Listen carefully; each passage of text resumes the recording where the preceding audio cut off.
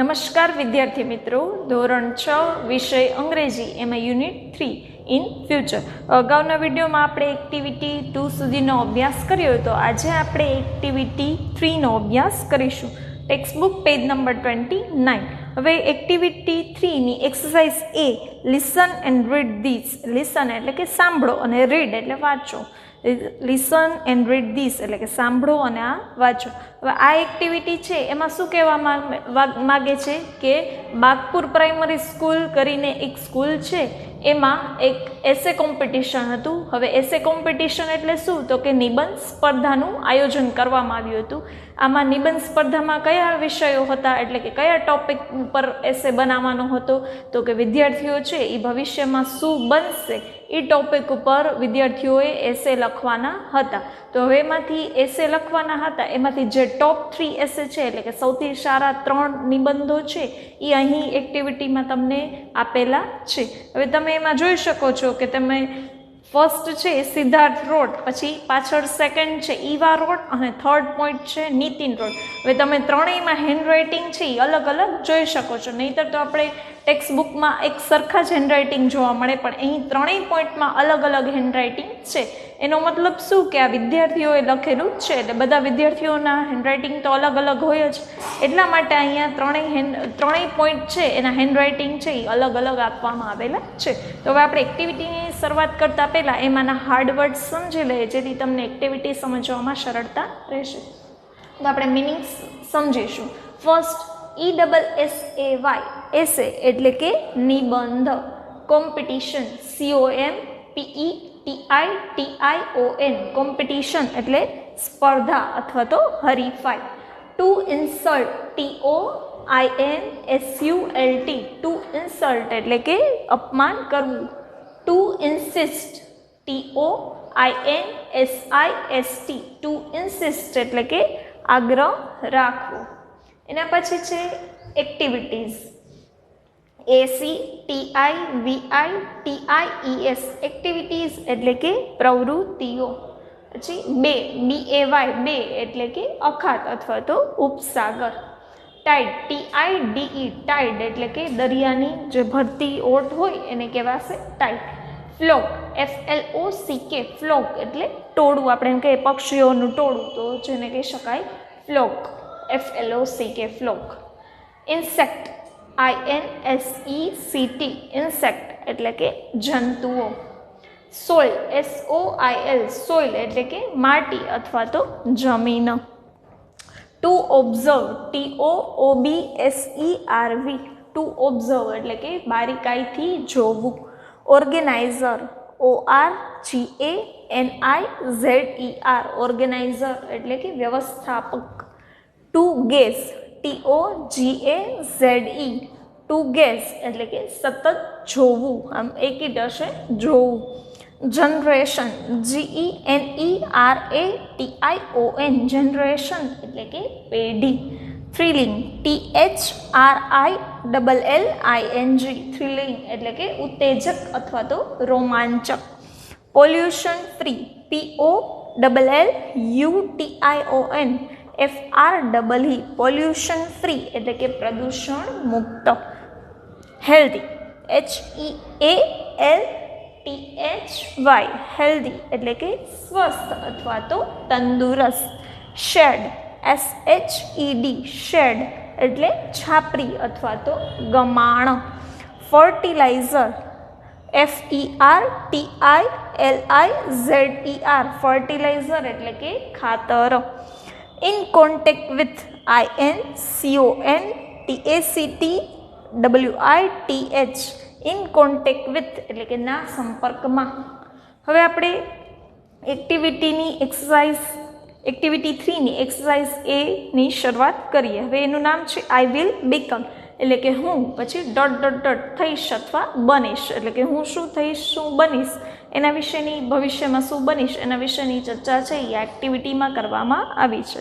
તો ચલો આપણે સમજીએ. There was an essay writing competition at Bagpur primary school, એટલે કે બાગપુર પ્રાથમિક શાળામાં નિબંધ લેખન સ્પર્ધા હતી. એસે રાઇટિંગ, એસે એટલે નિબંધ, રાઇટિંગ એટલે લેખન. અને કોમ્પિટિશન એટલે સ્પર્ધા અથવા તો હરીફાઈ. The topic was I will become. હવે ટોપિક શું હતો એનો? તો કે હું ... થઈશ, એટલે કે જે થવાના હોય એના વિશે લખવાનું. Here are the top 3 ashes, એટલે કે આ પહેલા 3 નિબંધો છે કે જે સૌથી સારા છે એવા 3 નિબંધો અહીં આપેલા છે. હવે આપણે ફર્સ્ટ એસે જોઈએ. કોને લખેલો છે? તો કે સિદ્ધાર્થે લખેલો છે. એ એસે આપણે જોઈએ કે સિદ્ધાર્થ છે એ ભવિષ્યમાં શું બનવા ઈચ્છે છે. સિદ્ધાર્થ રોટ, એટલે કે સિદ્ધાર્થે લખ્યું. રાઇટનું પાસ્ટ ટેન્સ છે રોટ, એટલે લખ્યું. I want to become a teacher, એટલે કે મારે શિક્ષક થવું છે અથવા તો બનવું છે. સિદ્ધાર્થને શું બનવું છે? તો કે ટીચર બનવું છે. I will laugh with my students, કે હું મારા વિદ્યાર્થીઓ સાથે હસીશ. લાફ એટલે હસવું. I will not shout at them but will shout with them. એ શું કહે છે સિદ્ધાર્થ? કે હું તેમના ઉપર બૂમો નહીં પાડું, પણ હું એમની સાથે હું પણ બૂમો પાડીશ. એટલે હું ટીચર બનીશ તો હું પણ એમની સાથે બૂમો પાડીશ. I will never insult my students and will not find faults with them. એટલે કે હું કદી મારા વિદ્યાર્થીઓનું અપમાન કરીશ નહીં. ઇન્સલ્ટ કરવું એટલે અપમાન કરવું. અને શું કરે છે? ફોલ્ટ એટલે ખામીઓ, અને ફાઇન્ડ એટલે શોધવું. એટલે અને તેમની ખામીઓ છે એ પણ શોધીશ નહીં, કે એનામાં આ નબળાઈઓ અથવા ખામીઓ છે એ હું શોધીશ નહીં.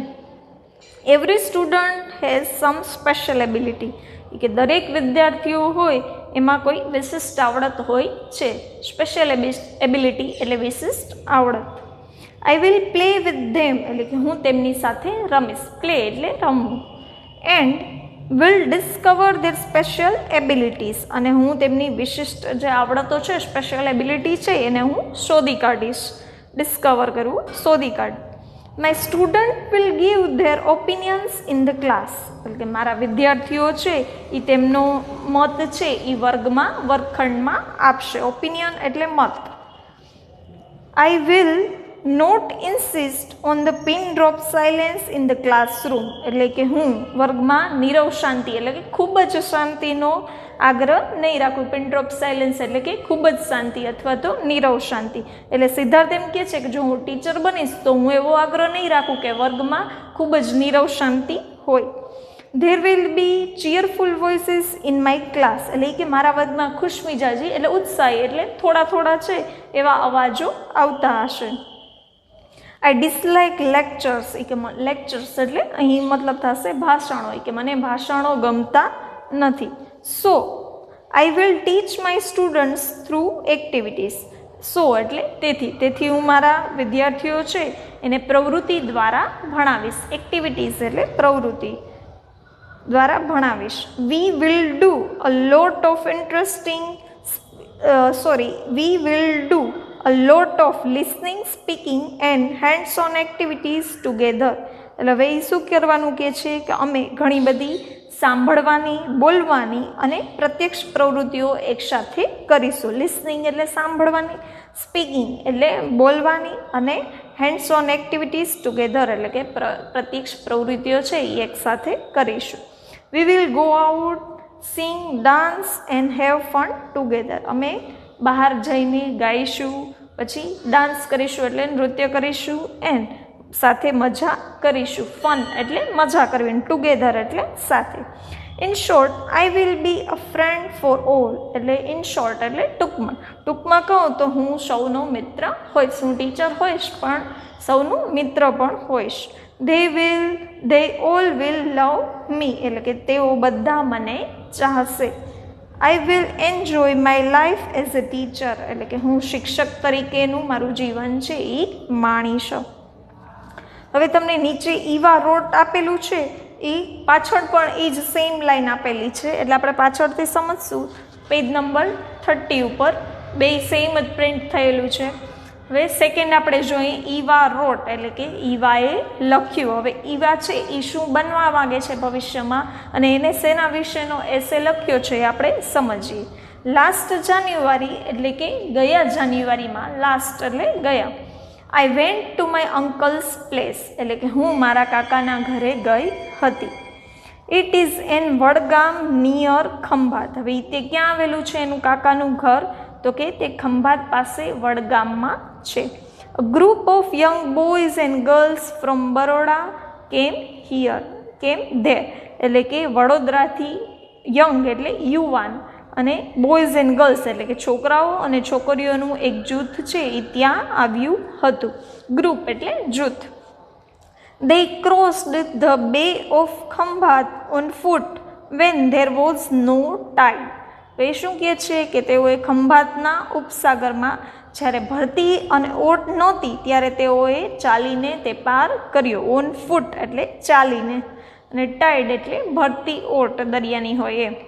They came there to see flocks of flamingo at night. હવે તેઓ ત્યાં સુરખાબનું ટોળું છે એ રાત્રે જોવા આવ્યા હતા. ટોળું એટલે કે જે પક્ષીઓનું ટોળું હોય ફ્લોક એને કહેવાશે ટોળું, અને ફ્લેમિંગોઝ એ એક પક્ષી છે સુરખાબ એટલે એને જોવા માટે આવ્યા હતા રાત્રિના સમયે. They observed the night sky with a big telescope. હવે એમણે ટેલિસ્કોપથી રાતનું આકાશ છે એ બારીકાઈથી જોયું. બારીકાઈથી સરખું જોવું હોય તો એના માટે ટેલિસ્કોપનો ઉપયોગ કરીએ એટલે આકાશ છે એ વ્યવસ્થિત બારીકાઈથી જોઈ શકાય છે. ધવલભાઈ was the organiser of this trip. એટલે કે ધવલભાઈ છે એ આ ટ્રીપના જે ટ્રીપ કરી છે એના શું છે ઓર્ગેનાઇઝર છે એટલે વ્યવસ્થાપક છે જે બધું સંભાળતા હોય એ. I talked with him એટલે કે મેં તેમની સાથે વાત કરી. I learned a lot of interesting things about nature. હવે ધવલભાઈ સાથે વાત કરીએ એટલે એને કુદરત વિશે ઘણી બધી રસપ્રદ બાબતો છે એ જાણવા મળી. ઇન્ટરેસ્ટિંગ એટલે રસપ્રદ, થિંગ્સ એટલે બાબતો, વસ્તુઓ. અબાઉટ નેચર એટલે કુદરત. I will also become a trekking organizer like him. એટલે કે હું તેમની જેમ હું પણ ટ્રેકિંગની વ્યવસ્થાપક એટલે કે ઓર્ગેનાઇઝર છે એ બનીશ. જેમ ધવલભાઈ છે એ એક ઓર્ગેનાઇઝર છે, ટ્રેકિંગ ઓર્ગેનાઇઝર, એવી રીતે એ વાક્ય છે કે મારે પણ ભવિષ્યમાં ટ્રેકિંગ ઓર્ગેનાઇઝર બનવું છે. I will study birds, butterflies, insects, animals, soil and trees. એટલે કે હું બર્ડ્સ એટલે પક્ષીઓ, બટરફ્લાઇઝ એટલે પતંગિયાઓ, ઇન્સેક્ટ્સ એટલે જંતુઓ, એનિમલ્સ એટલે પ્રાણીઓ, સોઇલ એટલે માટી અથવા તો જમીન, એન્ડ ટ્રીઝ એટલે વૃક્ષોનો, આ બધી વસ્તુઓનો અભ્યાસ કરીશ. સ્ટડી એટલે અભ્યાસ કરવો. They all are lovely parts of our world. એટલે કે તે બધા આપણી દુનિયાના સુંદર ભાગ છે. વર્લ્ડ એટલે દુનિયા અને લવલી પાર્ટ્સ એટલે સુંદર ભાગ છે. I will also learn sky gazing. હું આકાશ જોતા એટલે કે એનું નિરીક્ષણ કરતાં પણ શીખીશ. I will talk to my friends. એટલે કે હું મારા મિત્રો સાથે વાત કરીશ. ટોક એટલે વાત કરવી. And we will make a group. અને અમે એક જૂથ બનાવીશું. At first એટલે કે પહેલાં તો શું કરીશું તો કે we will find out the beautiful places in Gujarat only. એટલે કે અમે ગુજરાતમાં જ સુંદર સ્થળો છે એ શોધી કાઢીશું. ધવલભાઈ ટોલ્ડ મી એટલે કે ધવલભાઈએ મને કહ્યું. ટોલ્ડ એટલે કહેવું. Once you come in contact with nature you will love it more. એટલે કે તમે એકવાર કુદરતના સંપર્કમાં આવો પછી તે તમને વધુ ગમશે. હી ઓલ્સો સેડ તેમણે કહ્યું. This is a very good work. એટલે કે આ ખૂબ સરસ કામ છે. You can earn good money. એટલે કે તમે ખૂબ સારા પૈસા છે એ કમાઈ શકો છો. અર્ન એટલે કમાવવું. It is a service to young generation. એ કે આ એક છે યુવા પેઢીની એક સેવા છે. It will make your life thrilling. આ તમારું જીવન છે એ કેવું બનાવી દેશે? થ્રિલિંગ એટલે એકદમ ઉત્તેજક, રોમાંચક બનાવી દેશે. The name of my organization will be Together with Nature. એટલે કે જો હું આ ભવિષ્યમાં ટ્રેકિંગ ઓર્ગેનાઇઝેશન બનીશ તો ત્યારે હું મારી જે ઓર્ગેનાઇઝેશન એટલે કે મારી જે સંસ્થા હશે એનું નામ શું રાખીશ તો કે શું રાખશે? ટુગેધર વિથ નેચર એટલે કે કુદરત સાથે એવું સંસ્થાનું નામ રાખીશ. We, my friends and I will organize trips to different parts of Gujarat like Ratan Mahal, Jambughoda and Dwarka. હવે શું કહે છે કે વી એટલે અમે, માય ફ્રેન્ડ્સ એટલે મારા મિત્રો, એન્ડ આઈ અને હું એટલે કે અમે, હું અને મારા મિત્રો છે એ રતન મહેલ, જાંબુઘોડા અને દ્વારકા જેવા ગુજરાતના વિવિધ ભાગોમાં શું કરશે તો કે ટ્રીપનું આયોજન કરશે. I hope all of you will join અસ, એટલે કે મને આશા છે કે તમે સૌ છે એ અમારી સાથે જોડાશો. જોઈન એટલે જોડાવવું. And will enjoy your life, અને જીવન માણશો. હવે થર્ડ પોઈન્ટ છે નીતિન રોટ, એટલે કે નીતિને લખ્યો. નીતિને શું બનવા ઈચ્છે છે એનો એસે આપણે સમજીએ. આઈ લવ નેચર. હવે નીતિન શું કહે છે, મને પ્રકૃતિ અથવા તો કુદરત, નેચર એટલે પ્રકૃતિ અથવા કુદરત છે એ બહુ ગમે છે. I like pollution free life, એટલે કે મને પ્રદૂષણ મુક્ત જીવન છે એ ગમે છે. પોલ્યુશન ફ્રી એટલે પ્રદૂષણ મુક્ત. So I will become a farmer, એટલે કે તેથી હું એક શું બનીશ, ફાર્મર એટલે કે ખેડૂત બનીશ. બીકમ એટલે બનવું.